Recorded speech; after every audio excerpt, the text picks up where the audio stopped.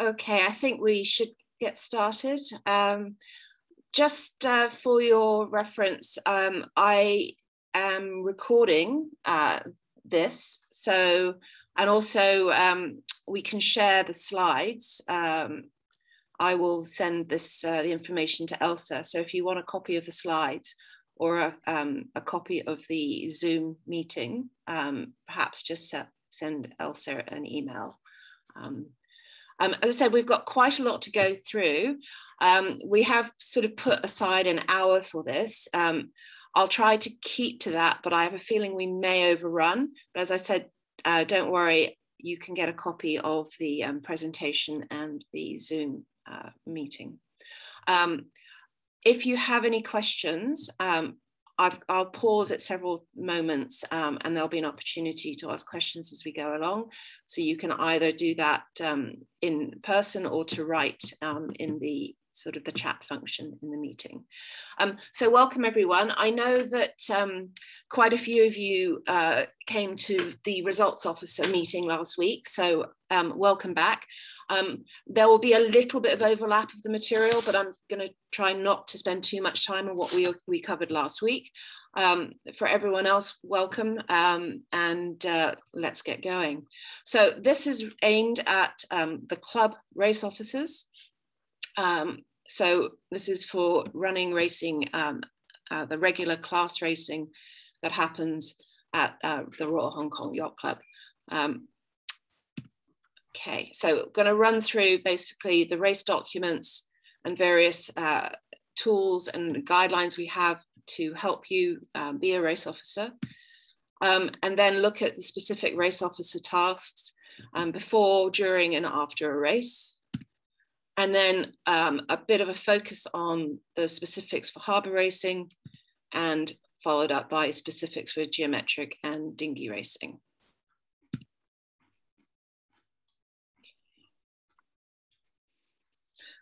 So of course, we try to run our racing as close as possible to the racing rules of sailing issued by World Sailing.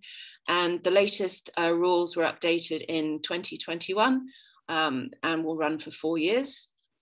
So if in doubt, look in this book, it will give you the answers you need.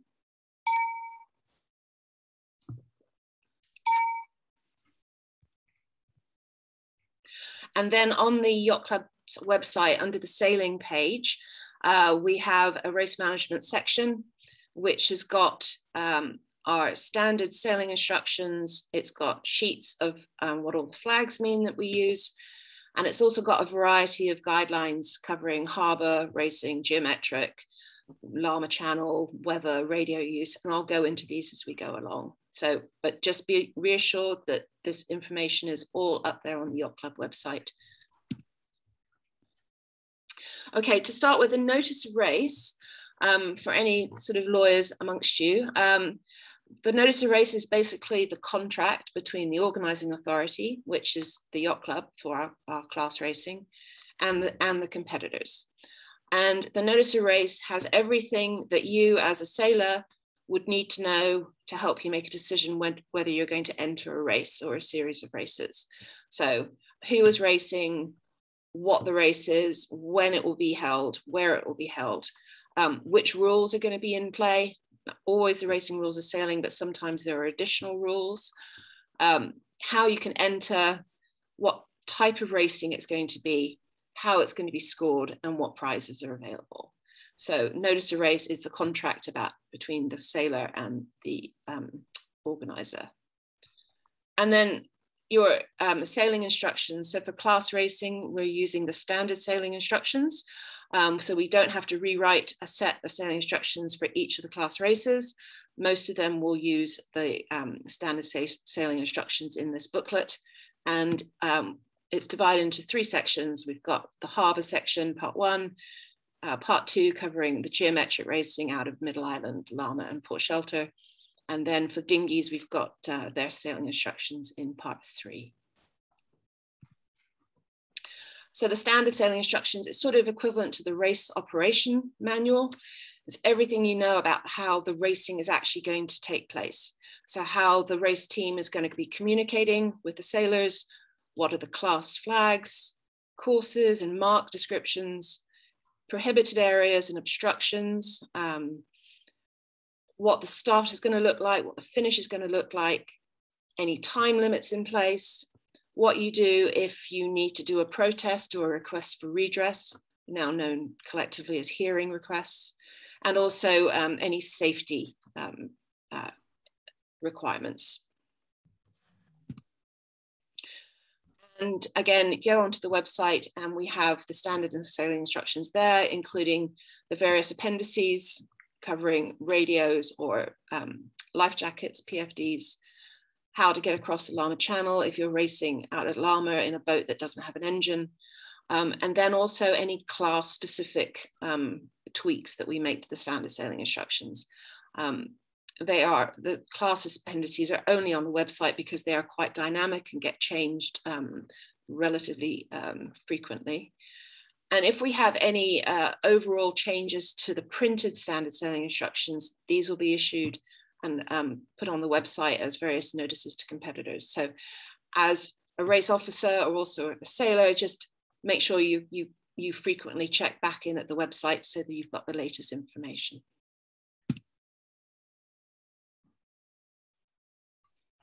Okay. I'm just checking to see if anyone else is waiting to come into the meeting. Bear with me just a moment.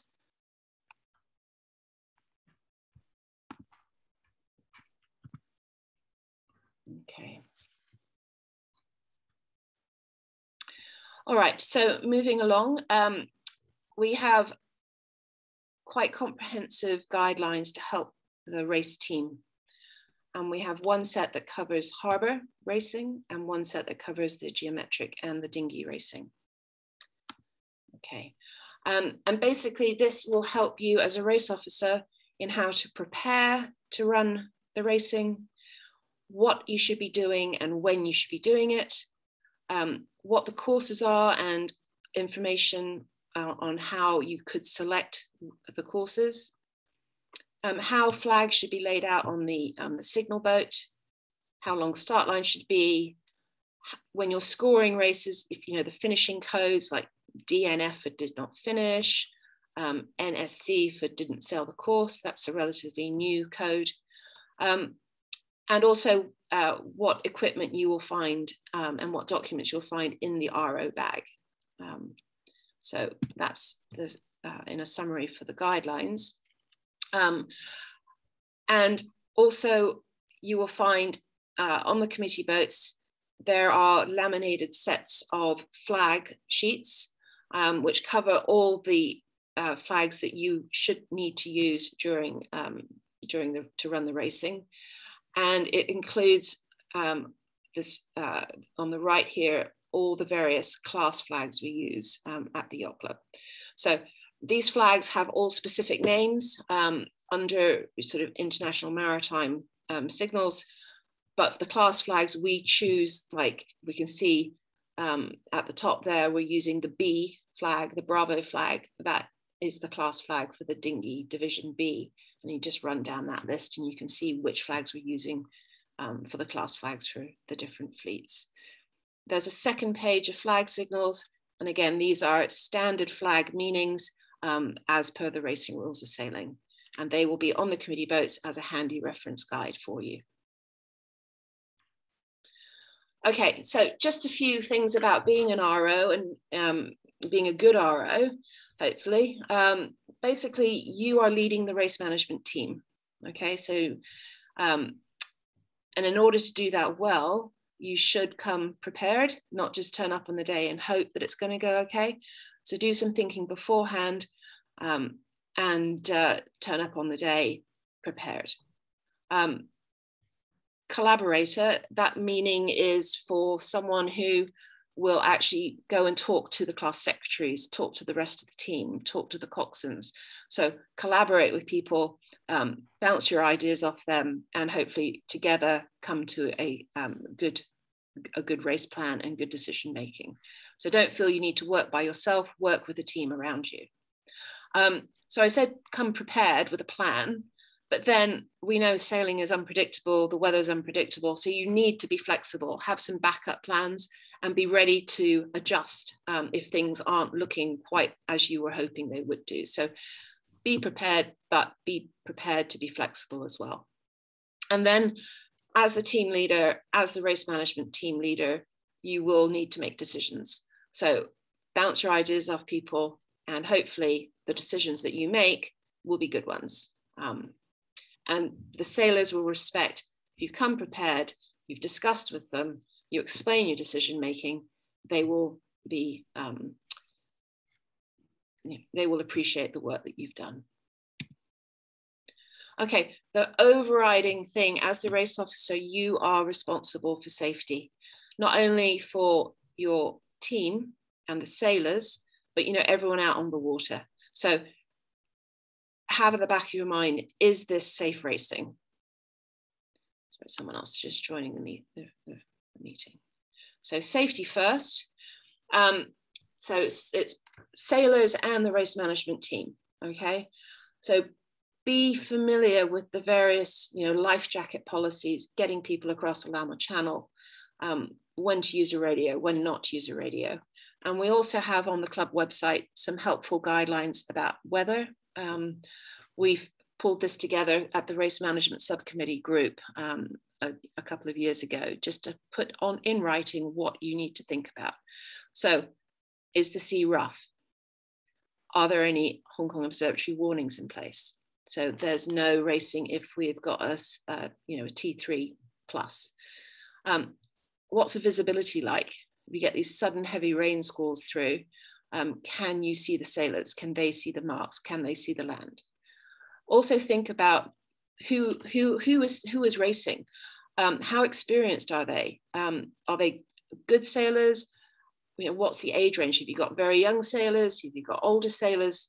That sort of thing you need to think about. What is the forecast like? If you know it's only going to get worse and it's bad already, then maybe it's a time to pull the plug on the racing. And what safety boats have you got out there? For class racing, maybe you've got a Choi Lee. Maybe if you're at Lama, you've got a safety rib. So how able are you to provide safety cover? What's the temperature like? Is it very cold? What's the wind speed? What for the classes racing, what is their upper wind speed limit? And these are all things that you can talk to the class secretaries about and get their feeling for whether they want the class to go racing that day, or at what point you should maybe consider stopping the racing. Do you need to put the Y flag up? Now the Y flag, if you put it up on shore, it means everyone has to wear a life jacket when they go out on the water. If you put it up on the committee boat, it means that people, once they're out there, if you put the Y flag up, they then need to put on a life jacket. Some classes require their sailors to wear a life jacket at all times, but as the RO, you do have the power to make people wear a life jacket if you feel the conditions warrant it. And if you feel that conditions are unsafe, you've talked with the class secretaries, you've talked with the team, then you can consider whether we stop racing for the day, okay? So safety first. And you want to put on good, fair racing that's safe for the sailors. And I would strongly advise that you always think about things from the sailor's perspective. What are they seeing on the boat? What signals are they seeing? Are the signals clear? Always think about things from people looking at the committee boat, okay? Not just from the committee boat out. So think about things from the sailor's point of view. Okay, so before your duty, Dilys will send you an email saying where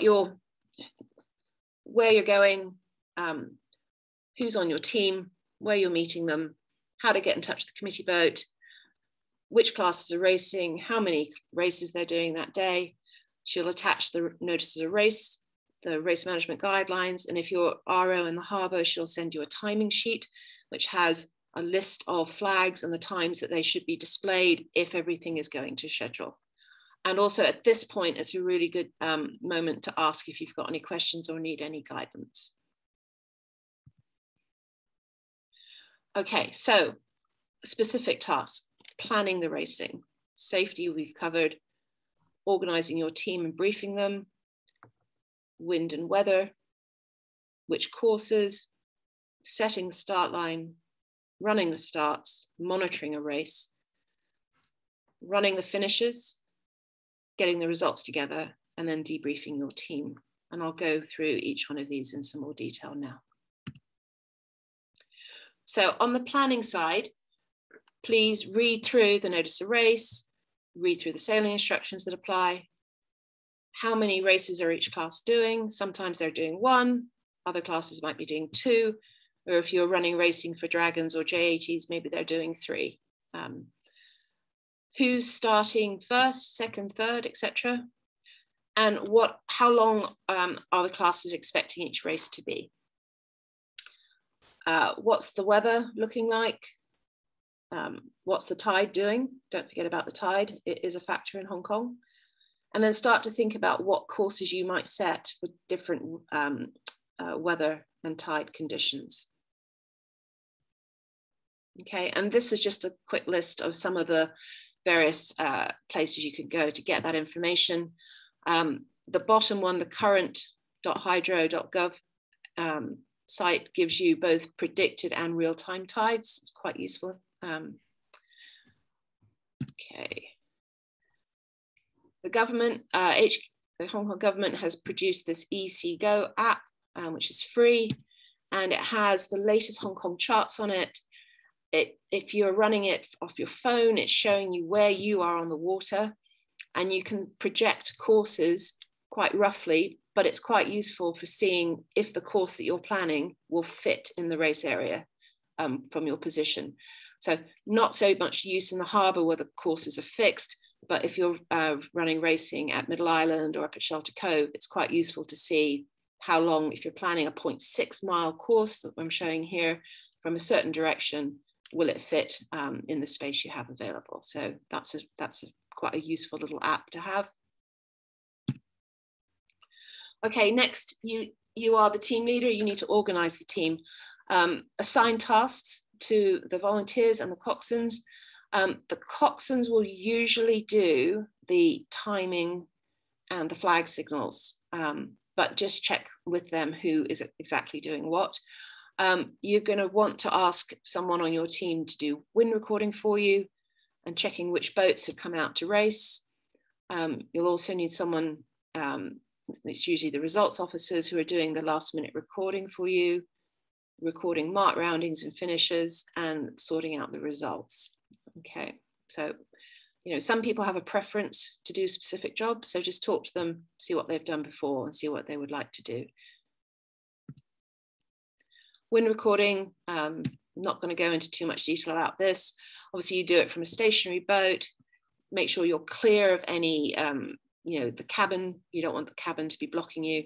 And you're measuring the wind speed in knots and the direction in 3-digit degrees. So like 090, don't just write 90 if possible, do the 3 digits. And then we have a wind graph, which I'll show you in a moment.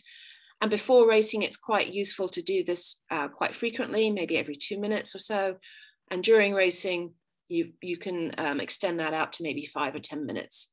But what it does is you build up a picture on the wind graph of what the wind direction and speed is doing over time. So that will help you with your race planning and monitoring your races.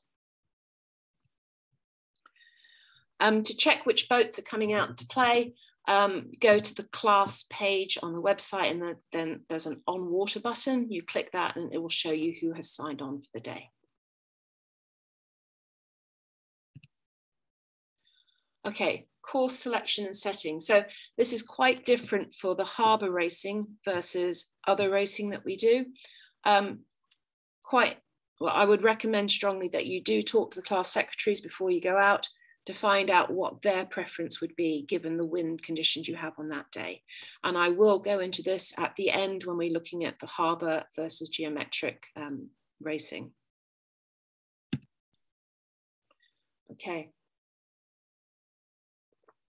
For your start line, obviously it needs to be long enough to fit the the number of boats racing. So if you're running multiple classes, make sure the line is long enough for the biggest class. And the biggest class, you've got to consider both the number of boats and their length. So perhaps it's going to be the Etchells. You know, they are some of the largest class boats, and we tend to get a lot of them out racing. So the rule of thumb is you take the whole length of the boat, multiply it by 1.5, and also by the number of boats racing. And in the race management guidelines, we have a table to help you work, you know, so you don't need to calculate this on the day on the water. So if you've got 10 Etchells, you go across to 10 and you need a start line of 140 meters, okay? So again, that is in the race management guidelines. That will help you set that quickly. And the start line should be at right angles to the wind you have at the committee boat.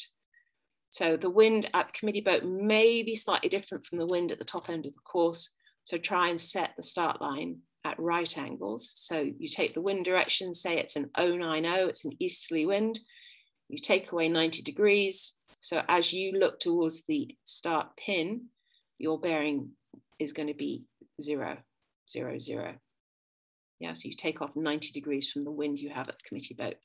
Make sure the sailors have enough room to maneuver, but you also don't want the line to be so long that you can't see the other end of it, because you need to be able to call the start. So using the lengths in that table will give you about the right length.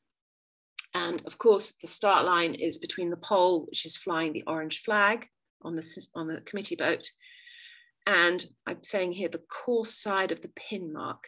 Now, our pin is, for class racing, it's an orange mark with a white cover. So as you're standing at the committee boat with the pole in front of you with the orange flag, you're looking down towards that pin mark. It's the right-hand side of the mark which actually forms the start line. So the sailors have that width of that mark to play with before they're over the line. So we give them as much space as possible to stay on the correct side of the line.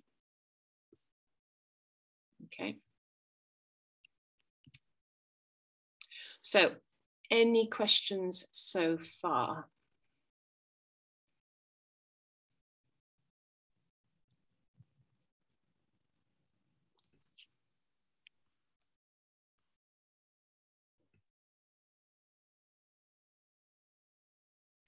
Okay.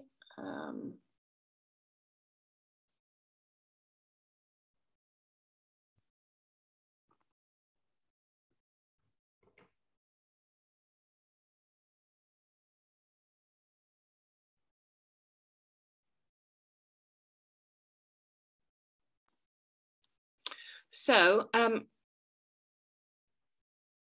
as we move on, the start sequence. So the notice of race will have the time of the warning signals in that. So you should aim to start on time. Please never start the racing early. Even if you think you have everyone there, there may be someone who hasn't quite made the start. And if you start early, they will be not happy. So aim to start on time, but never start early, okay? As a race officer, check that everything's ready. Is your team, you know, have they got the paperwork they need? Have you got the correct flags on the committee boat? Is the course board visible to the sailors? You don't need to have the course displayed yet, but is the course board in a position where when the sailors start to approach the line that they can see it clearly? Usually that's the stern of the committee boat, but if the tide has swung the boat around, you may find you're lying back to front, so you'll need to move the course board so that the sailors can see it as they approach the line. I would recommend that you, at this point, you start your voice recorder and start to paint a picture, you know, who you are, what the race is, what the wind is like, what the course is set for, things like that. So you won't remember at the end of the day, probably. So start to capture that information by talking. And that will also let your team know what's going on, and you've captured it on your voice recorder. And so we tend to do this a 10-5-4-1 start sequence, and the attention signal, that's the wake up signal, something's going to happen. It's the orange flag that goes up with one sound, and that goes up 5 minutes before a warning signal. So the attention signal is 10 minutes before the start. Okay.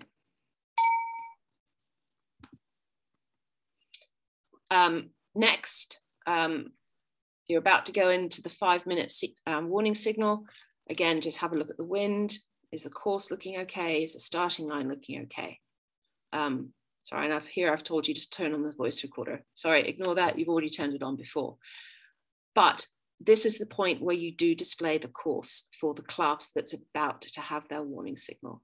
Okay, so the rules are that the course has to be displayed at least by the warning signal. All right, so the warning signal is that class's flag. So the yellow and blue is the Impala flag, flag K, my memory serves me correctly.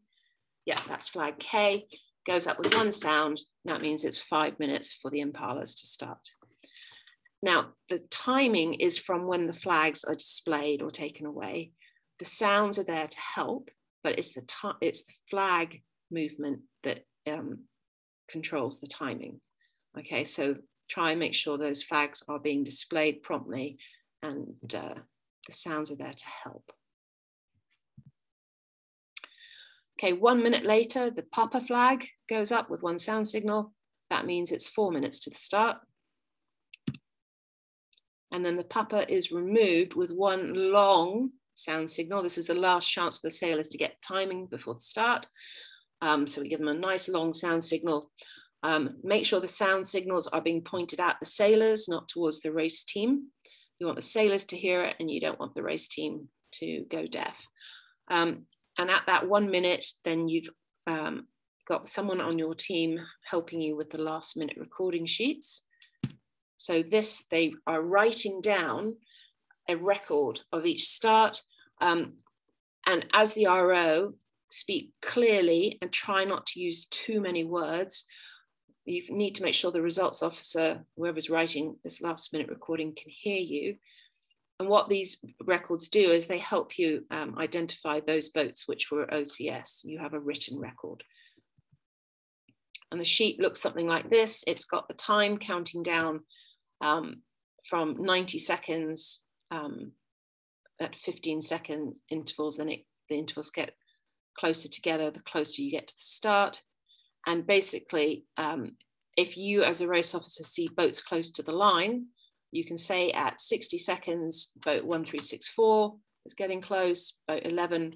So it starts to paint a picture. Those boats close to the line are probably going to be the ones who are going to be over, if anyone is over.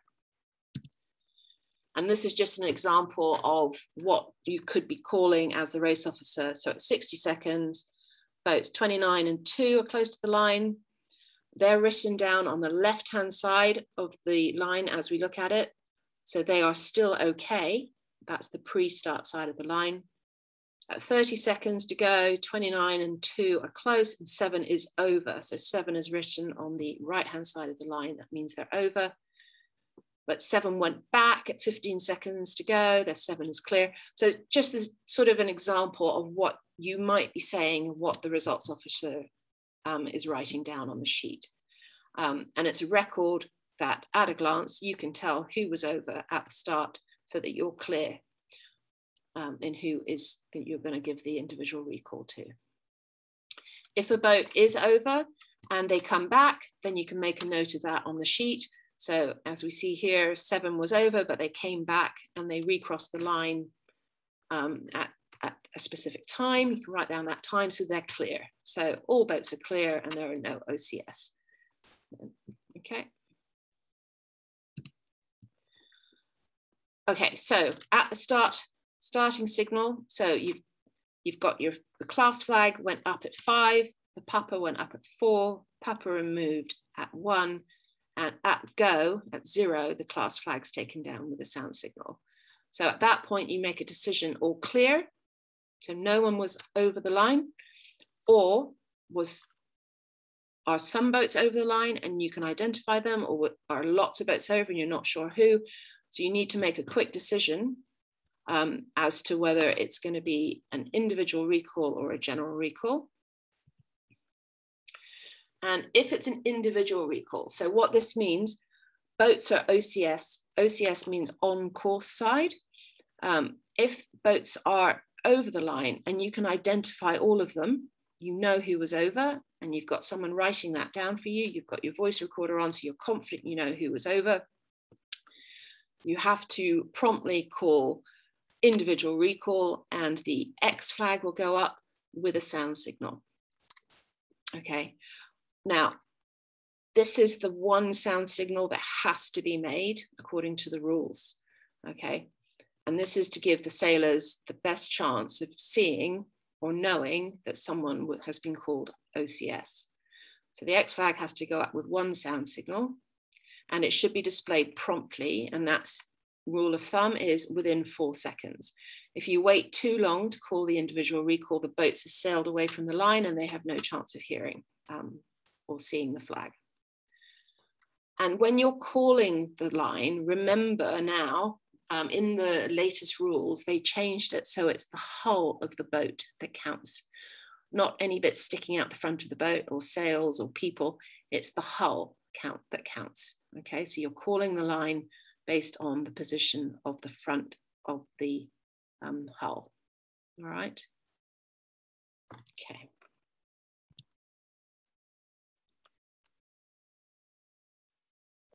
So the X flag was displayed and there was a sound signal, and then you keep the X flag flying until any of those boats that were OCS have come back completely to the pre-start side of the line.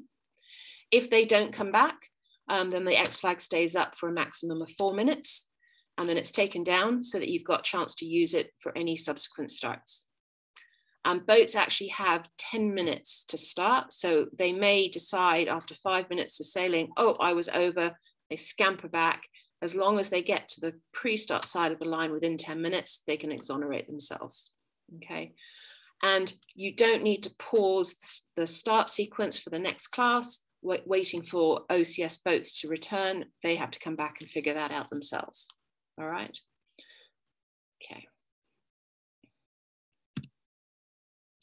So questions often asked, should we call any OCSs over the radio?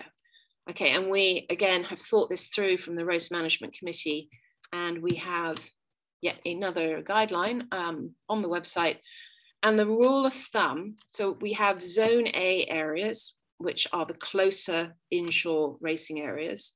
So the harbour, Deepwater Bay, Repulse Bay, Middle Island and Port Shelter. So in Zone A, we do not require sailors to carry a radio.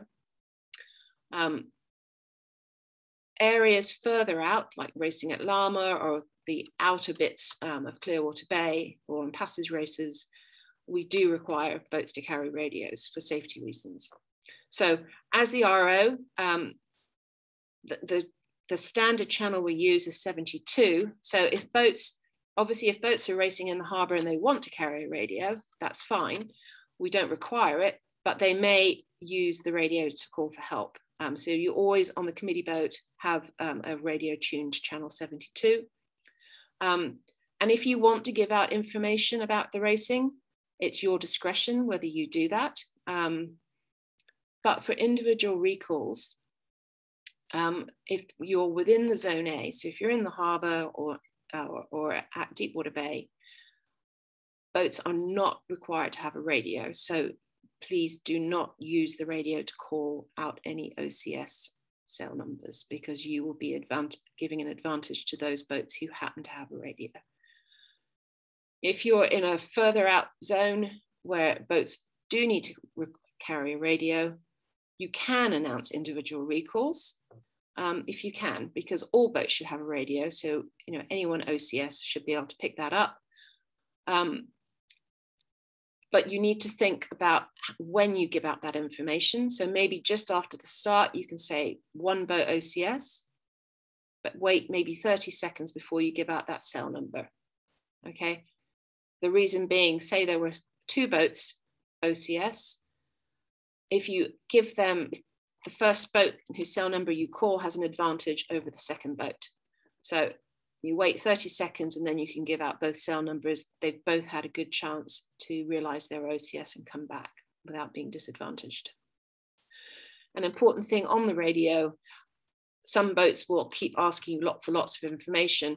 You need to think about what's fair and try not to get drawn into a conversation, and definitely not an argument over the radio. All right. Okay, so if at the start lots of boats are over the line and you can't see them all, then it's a general recall. So the first substitute, it's this yellow and blue triangle flag, goes up with 2 sound signals. Again, display it promptly and give the fleet that you have recalled time to get back to the start. Okay. And then, so there's a general recall in action. When you've got the fleet back, you lower the general recall with 1 sound. And what it means is that you then go into a second sequence for that recalled class 1 minute later. So the general recall comes down, and then 1 minute later, the class flag will go back up, and that will be the 5-minute restart. Okay, any questions at this moment?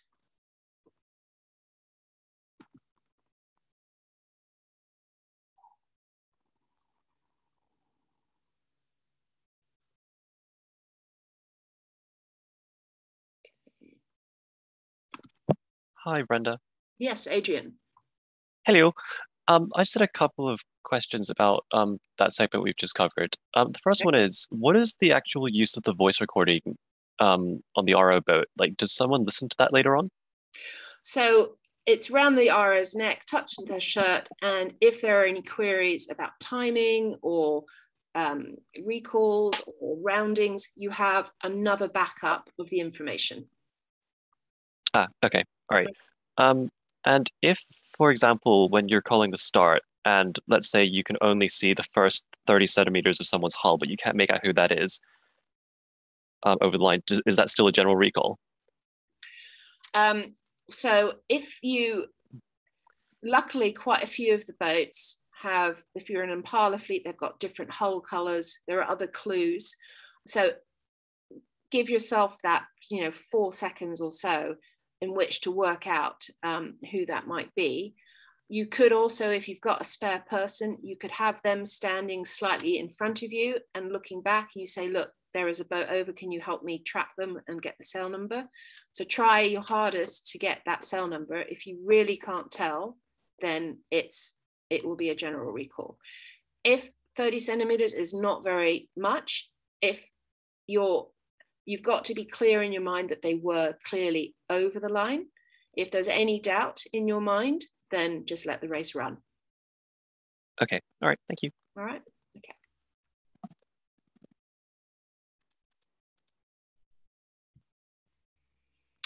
Okay, so just going back to the presentation. Okay. Okay, so start sequence. What can go wrong? Maybe the flags weren't displayed on time. Maybe the course wasn't displayed properly, or it was displayed late. Maybe the start pin starts to move, or the committee boat's dragging. And, a lot, not just one or 2 degrees, but a significant amount. Perhaps a fishing boat or a ship goes through the line. Maybe the wind disappears, or there's a major wind shift and boats can't cross the line. Someone falls overboard. What do? Okay, so don't panic. You've got tools at your disposal. You can postpone at any time before the start. Okay, so if something's gone wrong, AP flag up with 2 sounds and basically fix the problem if you can. When you're ready to restart, you remove the AP with 1 sound, and the new warning signal for the class that you've postponed will be 1 minute later. So the AP is sort of your reset flag. You could display also, if you decide that you're going to postpone and send people ashore, you know, and you're probably unlikely to do this for class racing, but at bigger regattas, you might send the sailors back on shore. You fly the AP over H, and they go back on shore and wait for further signals. More likely for class racing, you might decide AP over A. So any race not started are postponed, and there won't be any more racing that day. That might be the wind has completely died and you've been waiting for an hour and it's just not going to happen. Send the sailors home. Don't keep them out there all day. So just a quick summary. Been through all of this. So -10, attention signal, the orange flag goes up. -5 minutes, the class flag, it's the warning signal. 4 minutes, 1 minute go. Individual reclag with individual recall within the 4 seconds, the X flag up with a sound. General recall, you can spend a little bit longer making that decision. And everything, if everything's well, at the end of the last start in a sequence, you can take the orange flag down after 10 minutes after the start, and that closes the start line. That's that 10-minute starting limit, time limit they have. If you're racing, you might, if you're in harbour, or you might have different classes racing. And we've said we've got the first warning signal for each class in their notice of race. And those warning signals will be at least 6 minutes apart. So you've got at least a 1 minute gap between the start of one class and the warning signal for the next. That enables us to do clear signalling for general recalls, etc. And if you do have multiple starts, it's important that you change the course board before the warning signal for each class. So if you've got one class going off on course 1 and everyone started correctly, then you need, for the second class, if they're doing a different course number, you need to change the course board before their warning signal. Okay. Now this may be if you've got someone going over the line a little bit late and you change the course number. So say the last Impala crosses the line 30 seconds late, and you've changed to a new course number, that could potentially be confusing from the sailor. So think about what the sailors are seeing. It is a bit their fault that they're late, but let's be reasonable. Maybe it's worth waiting an extra minute before you go into the warnings, give the warning signal for the next class. So you've got time for the class to clear the line before you change the course board. So again, think about it from the sailor's perspective. What are they seeing? If a boat starts 5 minutes late, well, that's just too bad. They're going to have to try and work out what course their class is sailing. All right. And if classes are doing more than one race, try and get their next race going quickly once you've got the entire fleet back. Okay, after the start, don't forget about them. They may have sailed off over the horizon, but they will be coming back. So you need to be monitoring what's happening with the wind and the weather. Is the racetrack still good? Is it clear? Are the marks in place? You're listening to channel 72. Are boats okay? Anyone in trouble? And then track where the fleets are. This you can do through mark roundings. Does it look like the race time is okay? Are they going to finish in the time that you expect? Have you noticed anyone not sail the right course? They've gone around the wrong marks. Has anyone hit a mark? Did they do their turns? And ask someone on your team to make a note of any unusual things that happen. You know, any boat that says they're retiring, any radio calls you get in, anything of interest, just make a note of it. Might be useful later. So mark roundings, you've got these sheets, which either are mark rounding or finish sheets, just circle which one it is. And you know, you won't be able to monitor roundings at every mark, but if you can monitor at one of the marks on the course, that is quite useful. Whoever is calling the mark roundings will decide, you know, they'll say the sail number 1, 2, 3, 4 now, and they as long as they call that at the same point at which the boat goes around the mark, then it will be fair for all. And then the results officer writes down the sail numbers and times if they can. It's also useful if you can to write down an E for, you know, if it was an Etchel, or an I for an Impala. I think in the Etchel and Impala classes, there are 2 boats with the same sail number. So by putting an E or an I, you know if it was an Etchel or an Impala, you know, F15 for flying 15, J for J80, etc. Just the more information you can capture, the better. Okay, so shortening and abandoning. Okay, so if in doubt, look at rule 32, which says you can shorten or abandon if there's bad weather, not enough wind, so boats won't finish within the time limit, a mark is missing or out of position, or any reason making the race unsafe or unfair. You can also shorten so other races can be sailed. You can abandon if there was a mistake in the starting procedure that you realized after the start. Or perhaps the X flag was displayed way too late, or there wasn't a sound signal with it. And if you are going to abandon a race, it's better to do it early in the race than right before the finish. Sailors will not be happy if they've almost finished and then you abandon the race. And also, once a boat has finished, it becomes very difficult to abandon a race. So if you need to abandon, it's something that you do sooner rather than later in a race. And to abandon a race is the N flag that goes up with 3 sound signals. And if you're going to go into a restart for that race, once the N flag comes down with 1 sound, then the new warning signal will be 1 minute later. Now, if you are abandoning for a specific class, you need to display N over that class flag. If you just put the N up by itself, it abandons every race that's in progress. And just to repeat, once a boat has finished, it's very advisable not to then abandon the race unless you absolutely have to for safety reasons, and abandon sooner rather than later if you need to.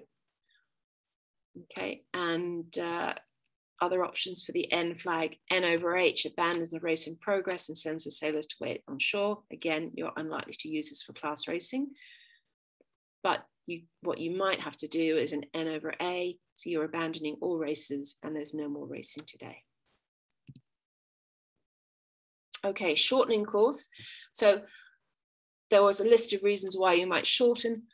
The most likely one is that the wind is dying and boats are not likely to finish within a reasonable time. Okay, so you display the Sierra flag with 2 sound signals, ideally as the leading boat that you're shortening for starts that last leg up to the shortened course mark and can hear the signals. So they need to be able to see and hear the signals, and it's fine to repeat the sound signals as they get closer. And the pole with the S flag is the finish boat end of that, the shortened finish line. And if it's S for all, S flag alone is shortened course for all classes, and S over the class flag is shortened course only for that class. Okay. And where can you shorten course? So at any rounding mark, and usually our courses are all port rounding marks. So you put the committee boat on the starboard side of the mark from when the sailor is looking up the course, and aim to do it at about 90 degrees to the mark. And the finish line is between that S flag and the course side of the mark. Okay. You can also shorten at a gate, put the committee boat right next to one of the gate marks, preferably on the starboard side, and the finish line is between the gate marks. Don't leave a gap for them to try and squeeze through between the S flag and the mark that you're next to. So the finish is between the gate marks. Okay, what happens if a mark goes missing? So a committee boat displaying an M flag can become the mark. Ideally, that boat should be anchored. You could hold it in station using the engine if you've got a GPS, but ideally you've got time to anchor it. And it's M flag with repeated sounds, and that boat stays in position until the entire fleet has rounded it. If you have a mark that's drifting, if you have time, try to relay it, reposition it, or replace it with a matching mark but remember to take out the drifting marks so you don't end up in a situation where you've got 2 marks and boats don't know which one they should be going around. Okay, so what happens if there's a big wind shift or a change in wind speed? So in harbour racing, that's quite normal. Let the race run. As long as boats are moving, then just let it run. Maybe think about shortening if you can, but don't start moving marks around. This is because the harbour marks are laid to set positions which are approved by the Marine Department. And the only time when we really should move them if there is a safety reason when the coxswains go out to lay the course, maybe there's a ship that's anchored where the mark should be, then you might need to move the mark a bit. But don't start moving marks around during the race in the harbour. If you're out on a geometric or dinghy course at Middle Island, etc., you can, under the sailing instructions, move a mark by up to 10 degrees, plus or minus, and 200 meters further away or 200 meters closer without needing to signal any change of course. If you need a much bigger change, then we've got a Charlie flag, the C flag, and repeated sound signals at the previous mark. But to be honest, for regular class racing, you probably aren't going to have the committee boats to do this. So if you're out there and you need, the wind is shifting, you've got the capacity to move it up plus or minus 10 degrees and 200 meters. If you think it's the wind shift is bigger than that, then you need to think, do I let the race run? Is it still fair? If it's really not a fair race anymore and you can't do a Charlie signal, then you're probably going to have to abandon the race. But try to get the race going and completed if you can. Okay. Any questions at this point?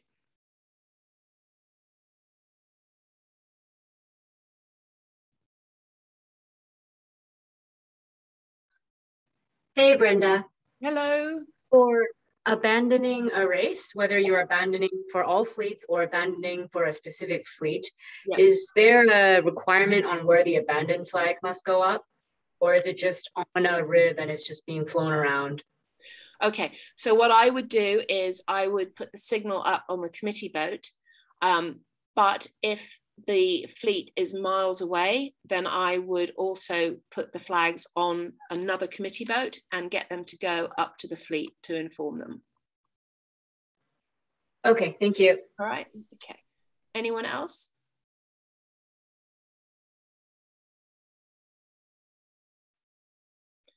Okay. I'm aware that we are approaching the 1 hour mark. There's still more to go through, so I will continue and I won't get upset if you have to leave the meeting. Instead, we will share all this information with you afterwards if you request that. Okay.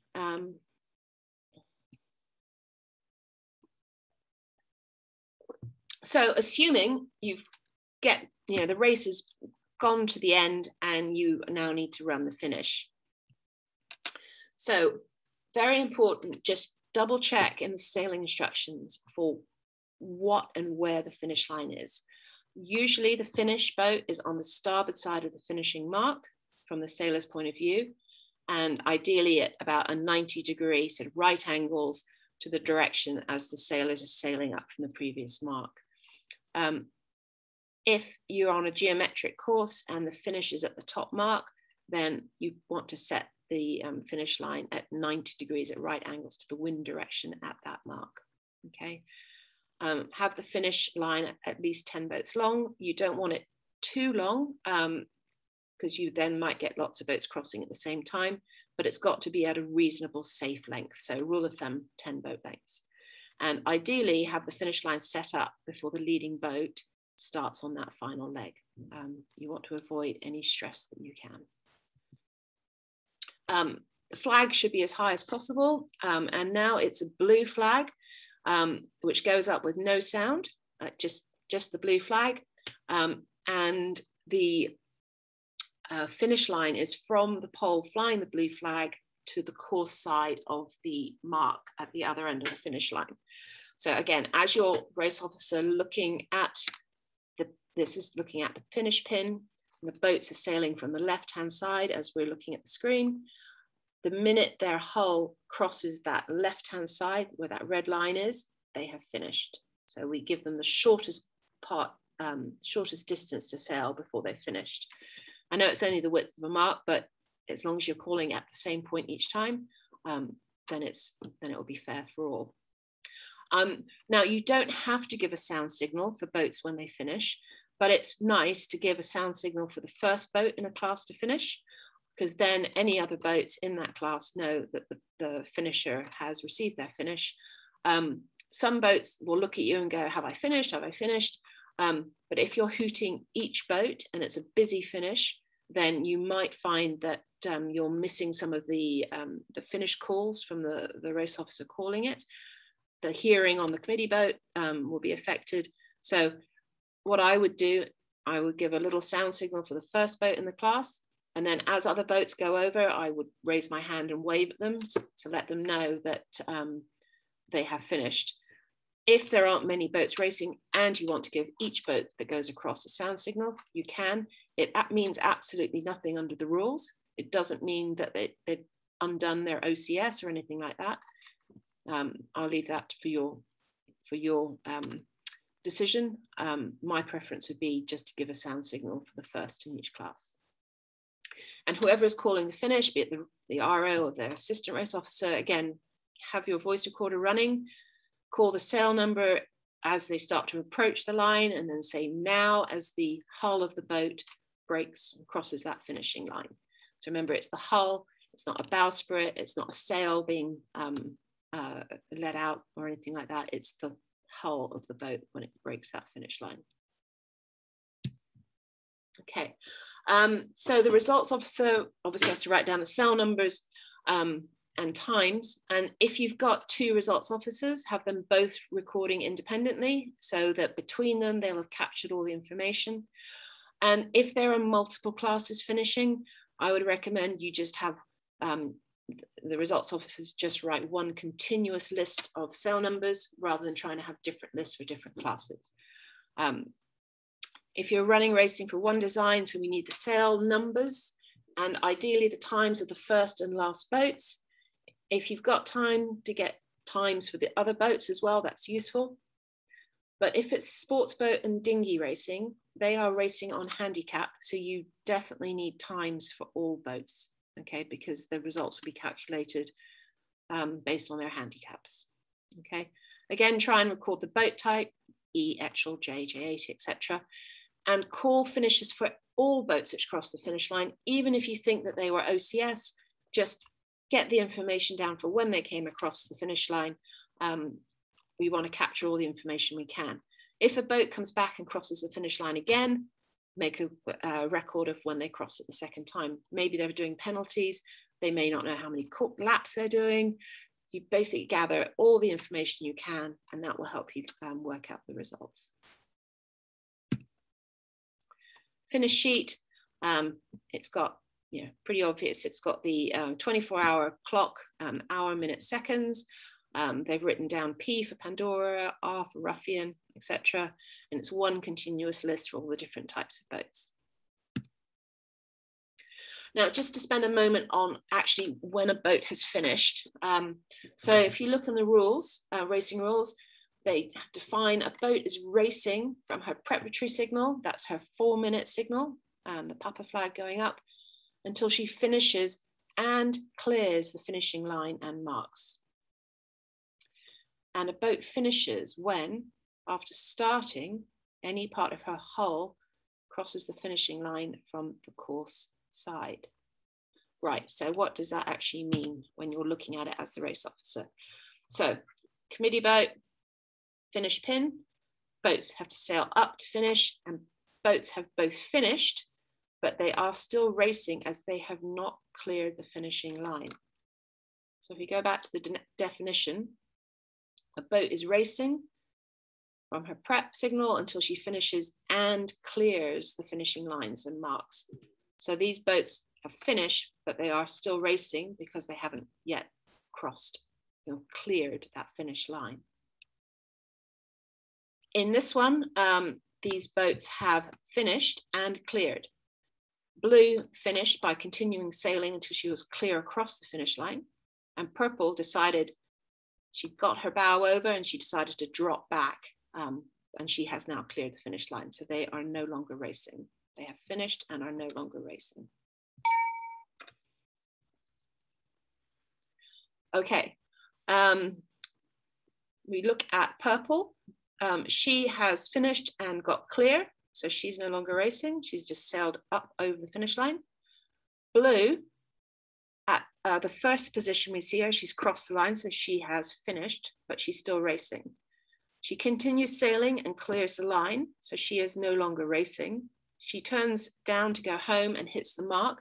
It doesn't matter because she's no longer racing. So blue has finished, cleared, so she is no longer racing. She then hits the mark. Doesn't matter. Here, blue crossed the finish line, but she hit the finish pin before she got clear. This does matter because she is still racing. So she has to go off and do her one turn penalty and then come back and recross the finish line.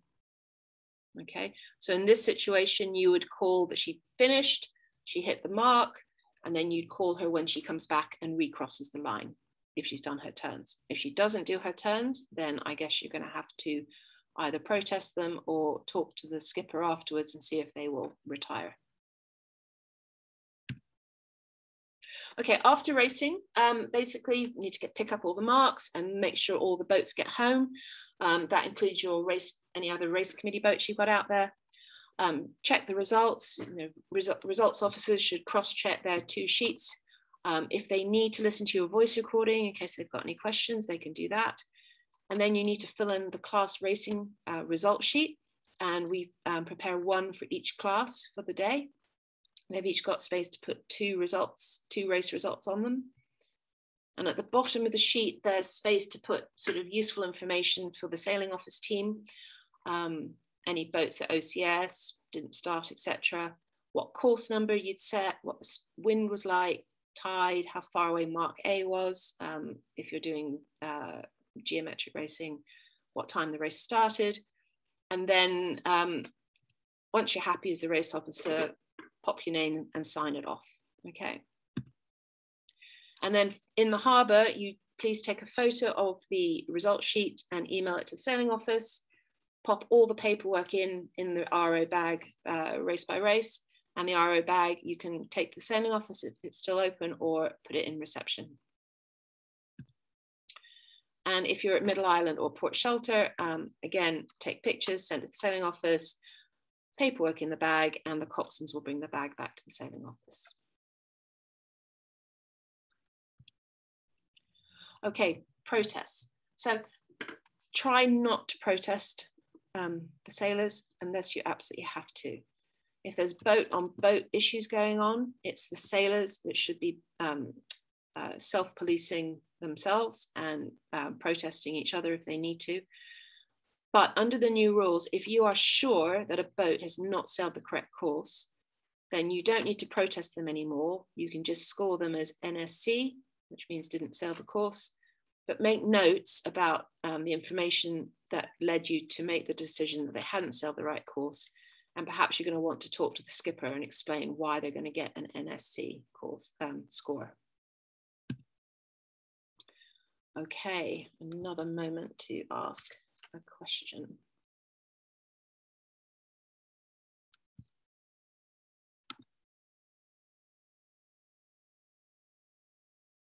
Anyone?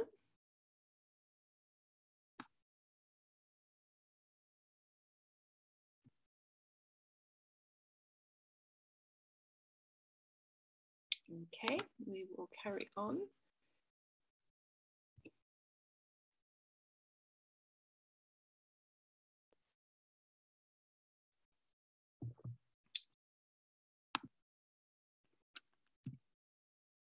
Okay, so I'm now going to look at some little bits about racing, running racing in the harbour. And again, this is going to be quite a brief overview, just looking at the time we have available, but just a few key points. So harbour racing, it's part 1 of the standard sailing instructions. You'll have a bigger team, an R yourself, an ARO, and maybe 3 or 4 results officers. You might consider splitting them into 2 teams so that you've got a signal boat team and a finish boat team. And this lets you start and finish races in different places at the same time. And before the racing, you can go out with the coxswains to go out and see what wind you've actually got in the harbour. There used to be lots of construction works. They still pop up. You need to see if there's any construction works which might block a race, part of the racetrack. Choose which course group that you're going to use and let the coxswains know so they know which extra marks to lay. They will lay the core central marks, so the dot buoy, gate buoy, gate buoy, cowling bay, probably they will lay as automatically, but if it's an easterly wind, they'll need to go and lay Tai Kushing and marks at the top of Shaoqi 1, or they may need to lay different top marks. So there'll be core marks which are central, which are in all the race courses, but they'll need to go out there and lay additional marks once you've chosen which course group you're going to be using. This is the moment to talk to the class secretaries and fleet captains about what race time you expect them to want, and also any specific course requests. And you'll need to show right on the board where the start's going to be and what the wind is like. And this needs to be done at least an hour before the first warning signal. You'll meet your team, brief them, and committee boats leave the dock. Or if you're running racing from the starters box, you head to the starters box. The starters box, for those that don't know, is that white box just in front of the balcony that we start the Round the Island race from for the inner line. Okay, Dilys will have sent you a timing sheet. Literally, it will, on the left-hand side, it will say at this time, this is what you need to be doing, and then it will start to go into minute by minute for the start sequence. This is based on the actual times in the notice of race. Obviously, if you're late for whatever reason, then you'll just have to adjust accordingly. But at least this gives you a blow-by-blow account of what you need to be doing and when. So you're out at the start, you set your line. Is your course group that you've chosen still good? Your signal boat's in position, you've got someone monitoring the wind, someone checking sign-ons, and you start to finalize your course selection for each class. And in the harbour, we've grouped the courses according to the wind direction. So we've got northerly group, northeasterly group, etc. We also have east and west courses which use the club line, and they could either be started in the starters box or from a committee boat. So we changed our standard and sailing instructions this year to add in a committee boat start or finish at the club line, just to give the race officer a few more options. It's quite popular these days, actually. Some of the classes are saying we like racing in front of the club. It's good for the club, but you can see what's going on. And sometimes in the harbour, you get those days where the only wind out there is just in front of Keller Island. So, and those conditions, we've got these east and westerly courses using the club line. The courses are numbered, so northerlies are all 0s, northeasterly 02s, easterly 3s, sort of clock face, just to help us work out which course is coming from which wind direction. And we use in the harbour a variety of our club marks, which are the orange marks, and they're so like the Kowloon Bay, dot buoy, gate buoy, etc. But we also, on some of the courses, use some of the fixed navigation marks like E1 and E2. So those are the marks which are always out there in the harbour. And for each of the courses, we have a fixed start line and finish line position. And the start line will be the committee boat orange flag to the pin, which will be the mark for the white cover. Or if you're in the starters box, you've got this white pole with the yellow triangle. And if you're down in the box, there's a string that extends below, and that forms your starter's box end of the start line. And the other end will be the ODM. It's a mark with a white cover. If you're at the club line, you'll also, the coxswains will lay an orange IDM, an inner distant mark. And this is just to keep the boats away from the shore so they can't get too close to the rocks. And the IDM is actually not part of the start line. It's just there as a safety mark. So the start line is from the pole with the yellow triangle to the ODM at the club line. Or if you're on a committee boat, it will be between your orange flag on the committee boat and the ODM. Now, I'm not going to run through all the harbour courses, but just as an example, if we look at the northerly courses, these are the 001 to 008. They all start south of E2, okay? And they go, they have a finish at Gateboy. And the mark before the finish will be, they'll go round E2 and then go up to Gateboy. So just as to, when you're thinking about positioning your start line and your finish boat, you just need to look at where the start position is, south of E2, and where the finish is, and what direction will they be coming in to finish. So all the northerly courses, the penultimate mark will be E2, and they'll be coming up to Gateboy. So you position the finish boat on the starboard side of Gateboy as you're looking up the course. If we look at the northeasterly courses, they all start south of PWD, so the normal start line, and they finish at Dockboy, but the penultimate mark is Kowloon Bay. So in this one, if we're looking, the boats will come around Kowloon Bay and come up to Dockboy to finish. As the sailors are looking up the course, they'll expect to see the finish boat on that sort of on the starboard side of Dockboy as they are sailing from Kowloon Bay. So again, always think about it from the sailor's perspective. Just think it through. Where are they starting and where are they coming in to finish from? So harbour course selection. Now I could give a whole seminar on this, but I'm just going to dust the surface. But can I say that in Appendix 1 of the race management guidelines, we have got quite detailed notes on how to choose courses. So basically, I'm going to choose a course group that suits the wind direction. So you've got easterly wind, you'll be looking in the easterly course groups, and you need to use the same course group for all classes racing out there. And this is because they'll have a common start place and a common finish place. And then you set the course length based on how long you want the race to be, obviously how much wind you've got and how much tide is running on the day. And you can get details of how on those course lengths for the different classes in the tables in page 6 and 7 of the guidelines. So I'm actually just going to find one of those for you. So just give me a moment.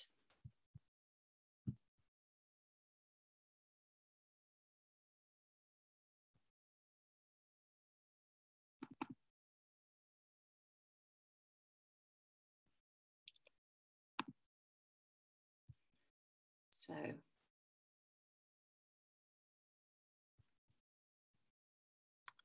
here is, this is a race management guidelines for the harbour, Appendix 1. If we scroll down for a 1 hour race, we can see for the different classes, different wind strengths, how long the total race length should be. And we have them there for 1.5 hours, 2 hours. We've got big boats based on ratings for different, an hour, 1.5 hours. So that information is all in those guidelines, okay? Okay, so I'm just going to go back to the presentation.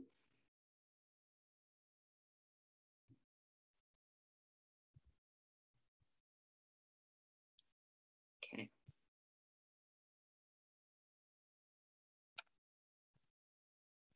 So when you're thinking about courses, does the class going to have 1 or 2 races?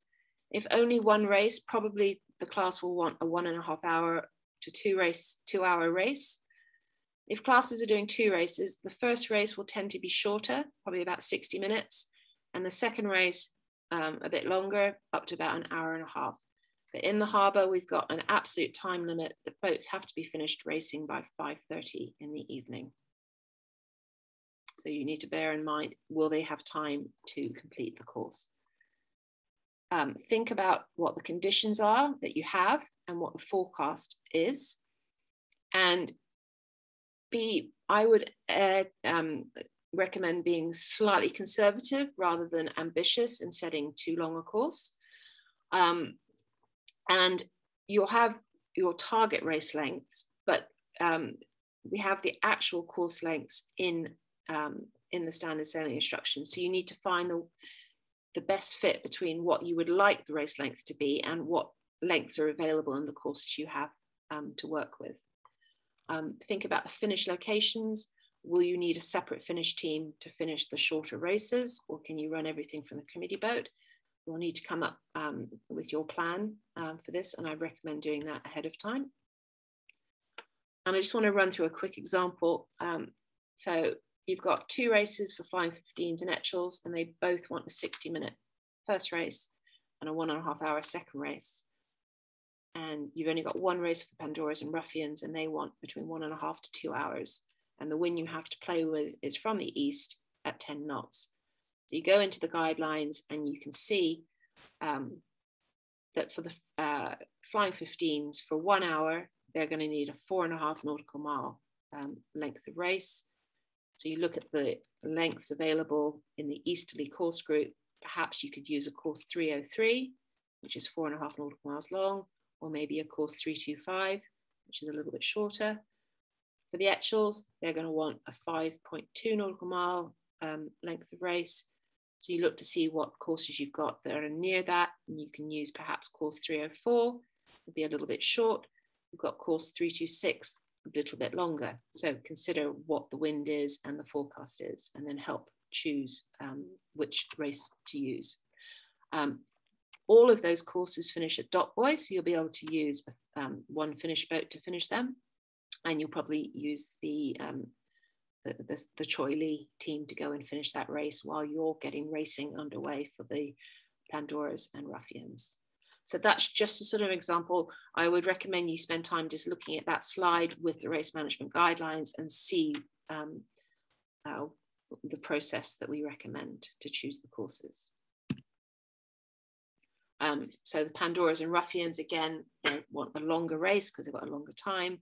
So this is just a summary of what you might, options that you might consider, okay? Again, I'd recommend you spend a moment in your own time just running through that example.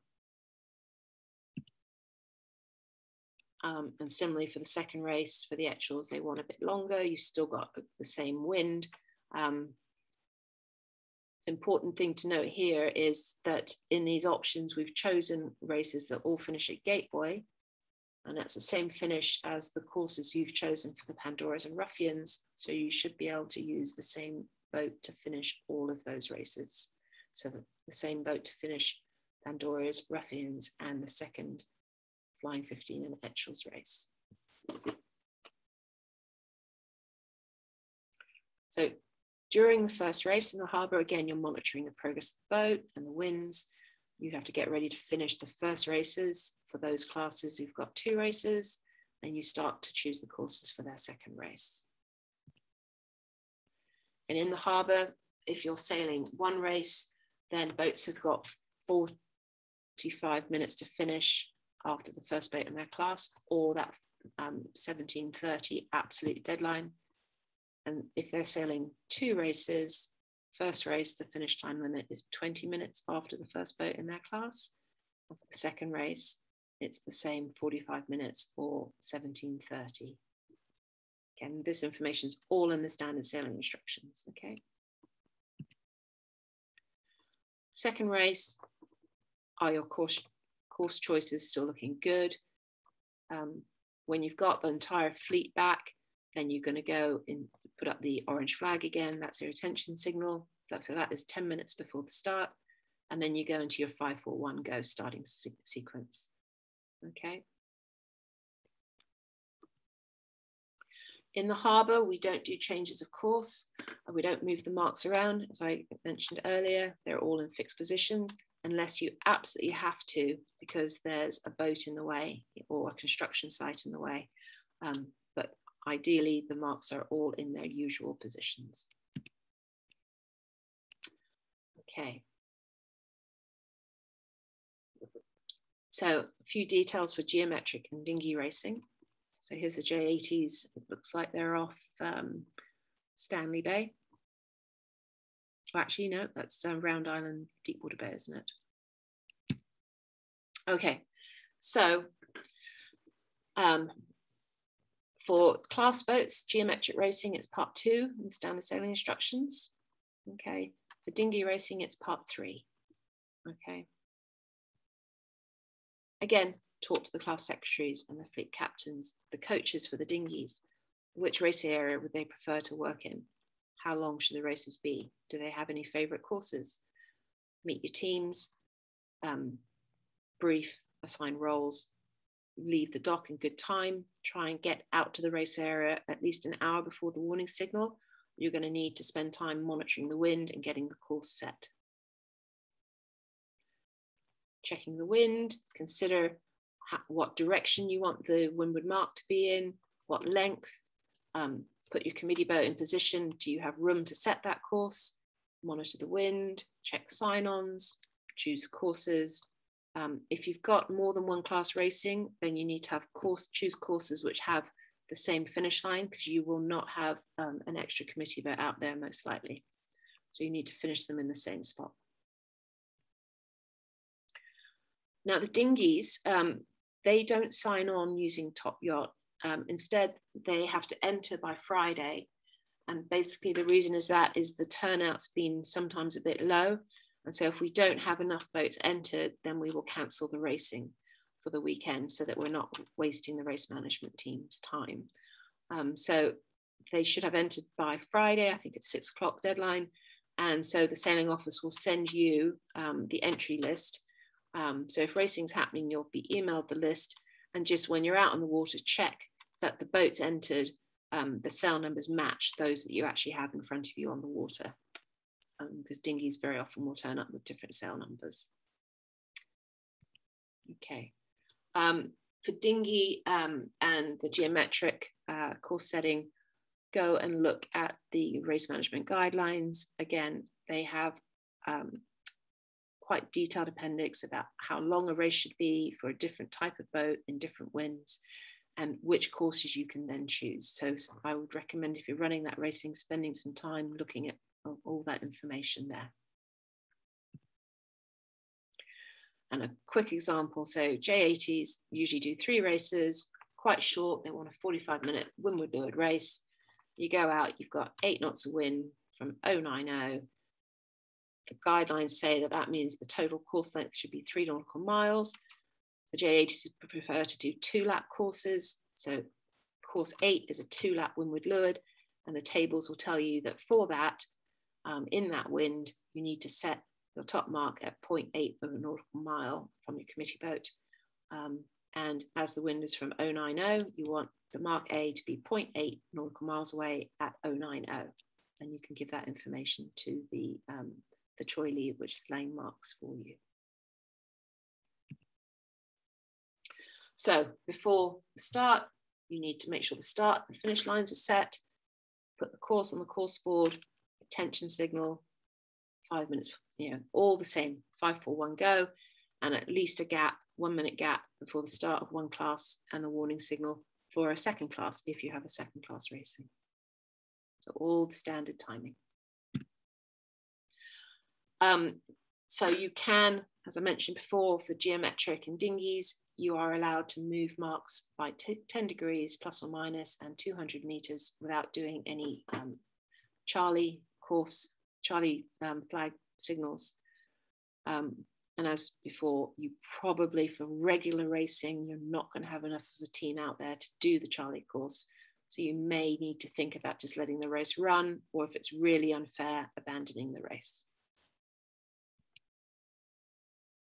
Okay, other considerations if you're running racing out at Lama, If you've got boats out there, maybe it's dragons, you don't have engines, then there is a whole policy and about how to get them across the channel safely. You will have a safety control boat, and there will be guidance on how to work with that safety control boat. And the basic decisions are, will the boats be able to sail across the channel, or do they need to assemble for a tow? Okay, so something to think about if you're running racing for non-engined boats out at Lama.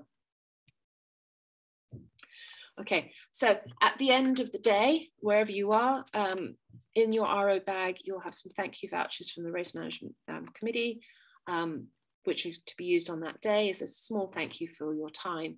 And take a moment to sit down with your team and also to talk to the sailors about the racing, see what they liked.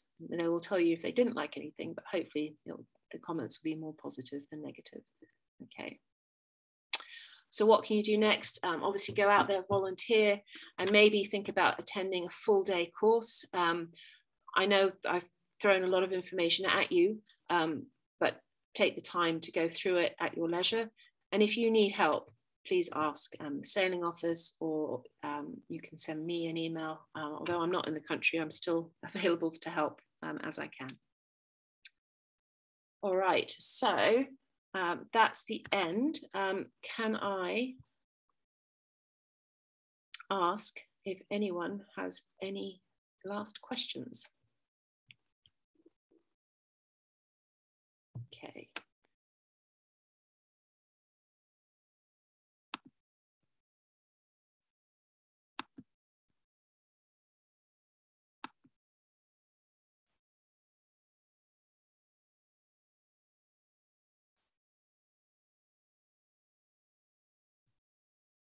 Okay, I saw someone stuck their hand up, but seems to have disappeared. Any last questions?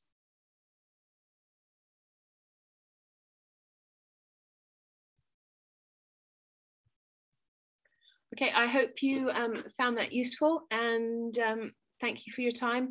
As I said, if you want to get a copy of the Zoom recording or the presentation, please email Elsa. I will be sending them to her. And thank you for your time.